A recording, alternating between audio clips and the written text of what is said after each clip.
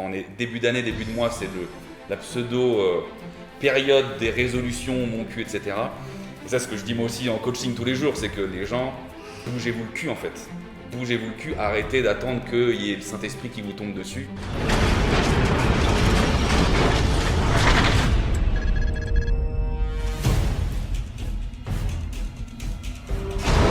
Salut l'équipe, bienvenue dans les podcasts La Salle du Temps.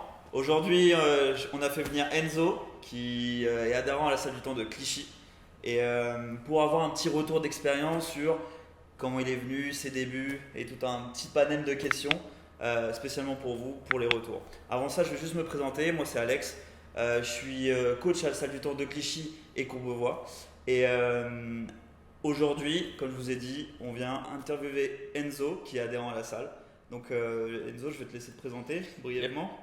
Yes, du coup je m'appelle Enzo, moi j'ai 30 ans, je suis coach de vente. Donc en gros moi j'accompagne des entreprises sur le plan business et je coach, donc je ne suis pas un coach sportif, mais je suis un coach de business.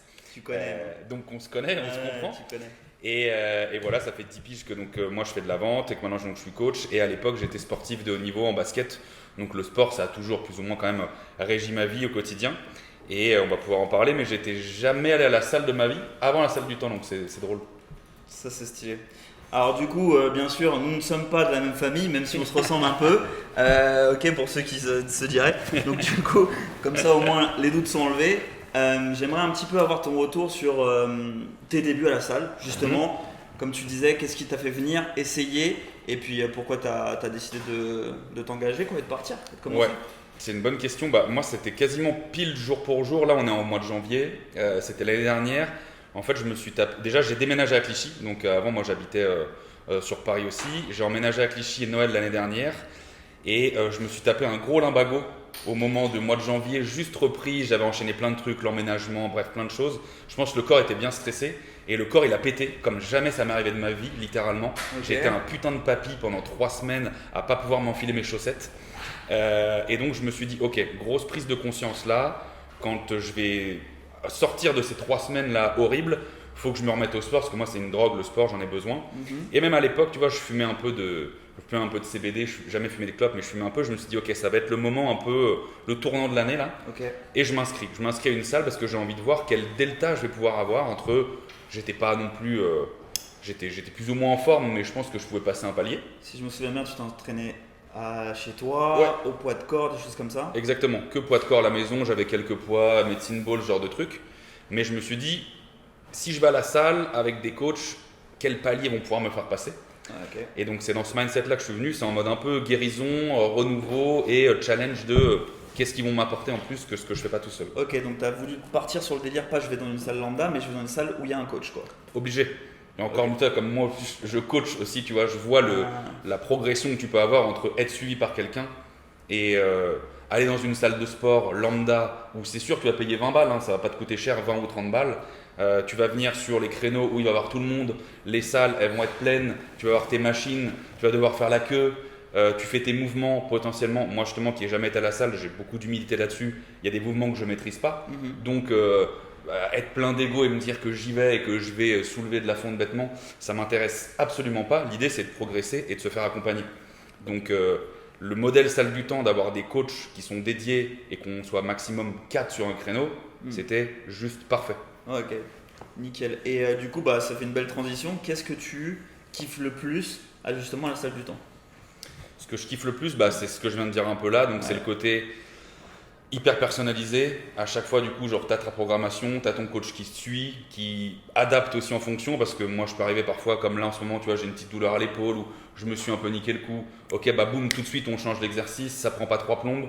Et on vient et c'est carré, quoi. Tu viens tabasser pour 3 quarts d'heure ou 1h30 si tu prends 2 créneaux. Bien ça, arrête de tabasser. Hein. Ouais. Obligé. Tu viens pas pour être ici, quoi, clairement. Donc non, ça, c'est ce que je kiffe, le côté accompagnement. Qui est différent coach aussi pour pas non plus être dans une trop grosse routine, même si moi je suis un mec de routine, avoir genre toi une fois de temps en temps ou Geeks ou Inès ou Alex, tu vois, genre pour changer un peu différents types d'exercices, je trouve ça aussi hyper intéressant.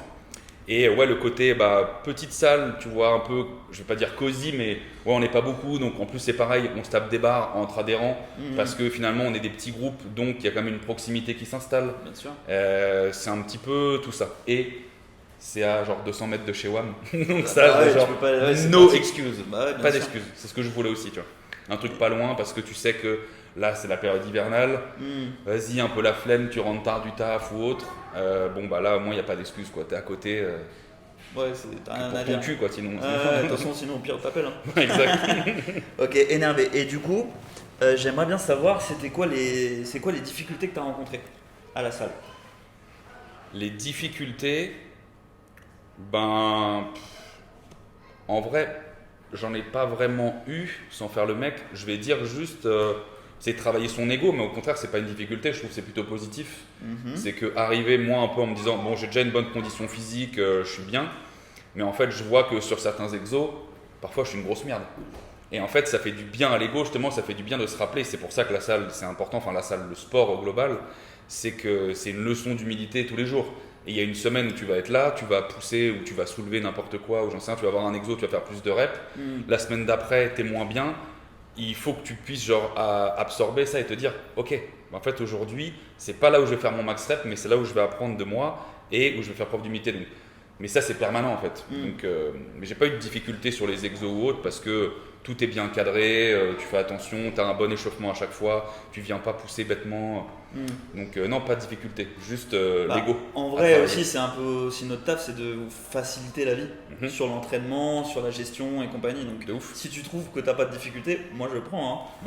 Ouais, non, pas trop parce que j'arrive à tout bien alterner, la programmation elle est cool, on la revoit tous les trimestres, ce qui fait que pareil justement, tu as une certaine routine, mais pas au point de rupture où ça te casse les couilles ou que tu reviens pas. Donc il y a toujours un moment de renouveau dans l'année, donc ça c'est cool. Et puis moi j'aime bien alterner où il y a un peu de cardio, un peu de fractionné, on a du full body, du haut du corps, du bas du corps. Donc en fait, tu deviens vite accro parce que tu travailles tout sans arriver justement à des points où tu te blesses. Donc ça c'est cool. Énervé.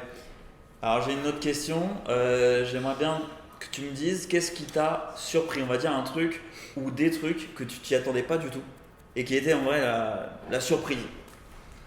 La surprise, c'est que je pensais pas devenir autant accro en fait. Parce que je t'avoue que là maintenant, moi dans mon quotidien, moi qui encore une fois, je suis très routinier, j'ai beaucoup de boulot, mais genre c'est devenu, c'est un indispensable, mais je veux dire c'est non négociable.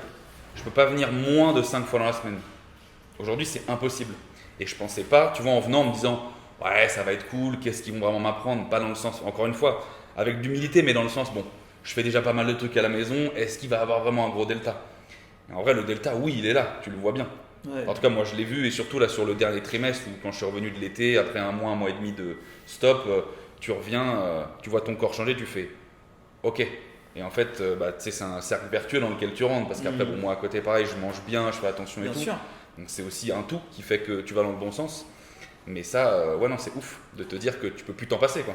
Énervé. T'es devenu un drogué. Ouais, c'est horrible. Tu étais déjà un petit peu avant, mais on va dire que là. Ouais. Ouais.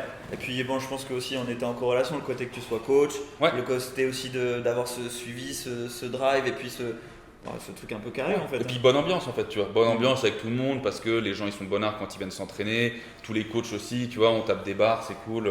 Énervé. Donc t'es dans une bonne ambiance, donc ça te donne, t'as toujours envie de revenir tous les jours en fait. Il te faut ta petite dose, ta petite heure par jour là où tu passes ici et c'est cool. Énervé. Si tu pouvais résumer en quelques mots, qu'est-ce que c'était la salle du temps pour toi? Qu'est-ce que ça c'est? représente? Ce que ça représente, dépassement de soi, parce que même quand il y a des jours où tu es un peu en dessous, justement le fait d'avoir un coach et le fait de pas trop s'écouter soi, de se dire ah ouais non aujourd'hui je peux pas la faire, toi tu es là tu me pousses au cul, en fait j'ai pas le choix de le faire. Donc dépassement de soi en permanence, humilité comme je disais tout à l'heure, dépassement de soi, humilité, résilience, ça va un peu de soi avec le dépassement de soi, mais même quand tu n'y arrives pas, tu te forces et à la fin il y a une satisfaction personnelle qui est là. Et bon délire, bonne ambiance, donc que du positif en vrai. Énervé. Écoute, en vrai, on a tout, ça fait plaisir en tout cas. Plaisir. Plaisir partagé. Là, Puis on va commencer l'année sur des bons objectifs. De toute façon, on a tout vu ça ensemble. Hein, et puis Ouais, voilà. de ouf. Moi, je suis trop chaud. La prog, elle est patate. Je suis trop content de revenir. Juste attention à pas se blesser. Ça, c'est le truc, tu sais, où t'as le seum justement quand tu viens très très souvent. Arriver justement pas au point de rupture, à se dire merde, en fait, je suis allé trop loin là. Et après, tu tapes des semaines de convalescence où t'es comme un lion en cage chez Watt là, à pas pouvoir venir. Bien sûr. Donc, non, mais trop cool. Moi, je peux quoi conseiller aux gens d'aller dans ce genre de salle, les salles du temps, parce que j'en connais pas d'autres qui ont ce même programme là. Oui, tu as un investissement. Je pense que c'est important de ne pas parler de coût et d'investissement dans la vie, parce que investir sur soi, c'est la meilleure chose à faire, clairement. Et que cet investissement que tu mets mensuellement, en réalité, quand tu vois le nombre de fois où tu viens, ça représente vraiment que dalle pour les infrastructures que tu as, pour la qualité des coachings que tu as et pour les résultats en fait. À un moment donné, c'est soit, là on est en début de mois, enfin on est début d'année, début de mois, c'est la pseudo période des résolutions, mon cul, etc. Et ça, ce que je dis moi aussi en coaching tous les jours, c'est que les gens, bougez-vous le cul en fait. Bougez-vous le cul, arrêtez d'attendre qu'il y ait le Saint-Esprit qui vous tombe dessus, arrêtez d'attendre que ça vienne de la part de quelqu'un d'autre, juste bougez-vous le cul. Mettez en place les premières actions, le premier step, et en fait, c'est des choses qui vont couler définitivement, qui vont couler naturellement. Et donnez-vous un timing, ne serait-ce que sur un trimestre, c'est pas une semaine, ça suffit pas. C'est se donner un objectif, ne serait-ce que sur 3 mois, et tu vois ce que ça donne, mais tu t'y tiens. Et après, c'est l'ambition et la détermination de chacun qui fait la différence. T'as tout dit. T'as tout dit. Voilà. C'est le coach qui parle, je sais pas. Bah ouais, t'es obligé. Moi j'ai une question pour Alex. Je veux savoir ce que tu aimes bien dans le fait de coacher.